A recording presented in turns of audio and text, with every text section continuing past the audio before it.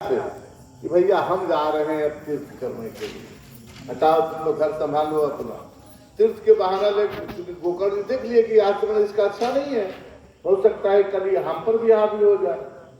उसके पहले ही गोकर्ण जी महाराज तीर्थ का बहाना लेकर और घर छोड़कर चले गए। अब बच गया तो माँ और बेटा, धुंधली और धुंधकारी, बस दो ही लोग बच गए, धुंधली और धुंधकारी। एक दिन धुंधकारी का फ्री हैंड हो गया, पिताजी चले गए, बड़ा भैया चला गया, अब कोई बचा नहीं। माँ है से माँ क्या करेगी बेचारी, माँ समझाते समझाते थक गई। एक दिन धुंधकारी ने पकड़ा माँ को और कहा कि लाओ चाबी, कमर में खोलते हुए चलती है बुढ़िया। बुढ़ापा में देखोगे कि मैया दैया को आदत होता है कि बड़का चोंच चबी रखेगी और कमर में खोसेगी और बड़ा सा लॉकेट बनाती है। अब पकड़ा एक बार धुंधकारी अपने मैया धुंधली को और कहा लाओ चाबी, दिया 2-4 फाइट, चाबी ले लिया और इधर कहाँ रखी है माँ, कहाँ गाड़ के रखी है तिजोरी, लाओ। आप इतना मार मारा कि भैया बेचारी व्यथित हो गई, बहुत सारा चाबी ले लिया और लेकर के सारा माल निकाल करके और चला गया बेचारती करने, जुआ खेलने, शराब पीने इत्यादि। यही जब लक्षण था उसमें चला गया। अब मैया इतना बुरी तरह पीटी थी कि महाराज उसको पूछो मत।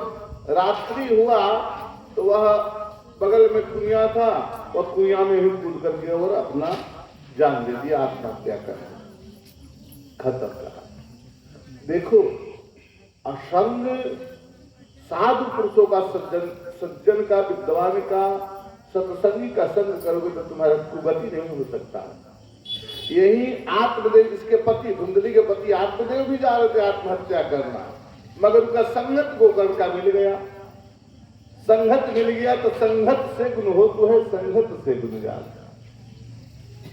संगत इतना सुंदर मिल गया आत्मदेव जी का कि गोकर्ण ने इतना सुंदर उपदेश दिया कि पिताजी मरने से अच्छा है कि बाबा जी बन जाओ, साधु बन जाओ, भगवान की सेवा पूजा करो, कथा सुनो, धर्म करो, क्या जरूरत है मरने का। घर परिवार से न उठ गए हो, घर परिवार से छोड़ दो, जिस चीज से परेशानी हो जीवन में उसको परित्याग कर दो, छोड़ करके चलो। दुनिया बहुत लंबी चौड़ी है, तुम तो इतने कुमंडुक बने हो, जैसे कुआं में बेंग रहता है ना मेढक, तो जानता है कि बस कुएं में पूरा संसार, क्योंकि वह कुआं से कभी बाहर निकला नहीं। उसी तरह गृहस्थ आश्रम में लोग रहते हैं तो समझते हैं कि बस इतना ही नहीं पूरा संसार। अरे इतना संसार लंबा चौड़ा निकल के तो देखो दुनिया कितनी लंबी चौड़ी परमात्मा ने बनाया है। धुंधकारी इतना परेशान किया माता को कि मैया कुआं में गिर करके मर गई।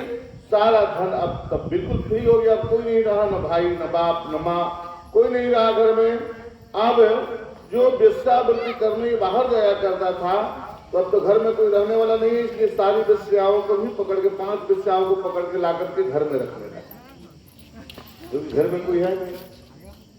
और वेश्याएं तो वेश्याएं होती है पैसा के लोभी। एकदा उल्टास्तास्तु भूषण्या अभिलप्सवा अभिलिप्सवा तदर्थम निर्गते गेहा कामांधो मृतमस्तरा। एक दिन की बात है, वेश्याएं रहने लगी आके घर में, अब रख लिया। एक दिन की बात है, वेश्याओं ने कहा ये धुंधकारी तो रोज इतना इतना लाते हैं, उससे नहीं होता है, बड़ा सा हम लोगों को नौलखा हार चाहिए, बड़ा सा गहना चाहिए, इतना इतना। तो शाम को तो याचना मांगता। जब इतना याचना कर दिया वेश्याओं ने तो ये बेचारा क्या करे, अब तो घर में जो था माता पिता कोई रहा नहीं, तो सब तो लुटा दिया, अपना धन खत्म हो गया था, अब इसके पास कुछ रहा नहीं। आप एक और गलत काम करने लगा कि चोरी करने लगा। अब तो शराब चाहिए, वेश्यावृत्ति चाहिए, जुआ खेलना ही है, तो उसके बाद यही बचता है चोरी करना। अब चोरी करने लगा। चोरी करते करते एक दिन यह राज दरबार में ही चोरी कर ली। राज दरबार में ही जाके राजा के यहाँ ही चोरी कर लिया। बड़ा सा रानी का मुख्य जो गहना था, आभूषण था, वो सब ले आकर के वेश्याओं को दिया। तो वेश्याओं ने देखा तो बहुमूल्य आभूषण को देख करके वेश्याएं बड़ा आश्चर्यचकित हुई, यार इतना बड़ा माल कहाँ से मिल गया इसको। इसे पूछा वेश्याओं ने कि कहाँ से लाए हो, तो सब इसने सब बता दिया। कि तुम लोग मांग को पूरा करने के लिए मैं गया और अंत में जाकर के मैं राज दरबार में ही डाका डाल दिया। राजा के घर महल में ही जाकर के रानी का सारा गिरह उठा के मैं ले आया। जैसे ही वेश्याओं ने सुना कि ये तो राजमहल में चोरी किया है, रानी का गहना है, तो वेश्याओं ने समझ गए कि वो राजा तो अपना संतरी के द्वारा पता लगा ही लेगा आज ना कल, और कहीं रेड हैंड माल पकड़ा गया है तो इसके साथ साथ हम लोग भी जेल का चक्की पीसना पड़ेगा, हम लोग को भी जेल जाना पड़ेगा।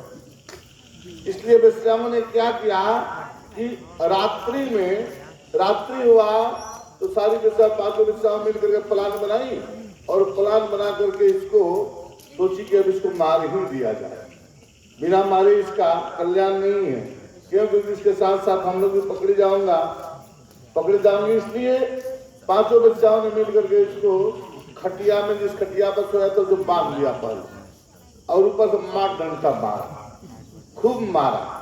खूब डंडा मारा। लेकिन ये तो हरामी नंबर 1 था, मरी नहीं जल्दी। तब महाराज अग्नि ज्वालात्ति दुखे तप्तांगार समूहास्य तन मुख्य है विचिक्षुको अग्नि ज्वालात्ति दुखे न व्याकुलो निधनम गता। बहुत ताड़ना दिया, नहीं मरी। अंत में उस वेश्याओं ने आधी जली लकड़ी होता है, आधी जली लकड़ी को उठाया और उसके मुंह में ठूस दिया। तप्तंगार समूहाश्च तनमुख्य है विचिक्षुको अग्नि ज्वालात्य दुखे न व्याकुलो निधनम गता। अब उस लुकाठी से आधा जला हुआ चैली जो होता है ना, उसमें आग रहता है, और वही आग सहित लकड़ी जो है इसको मुंह में ठूस करके और अंतिम में तड़पते जान दे दिया, मर गया।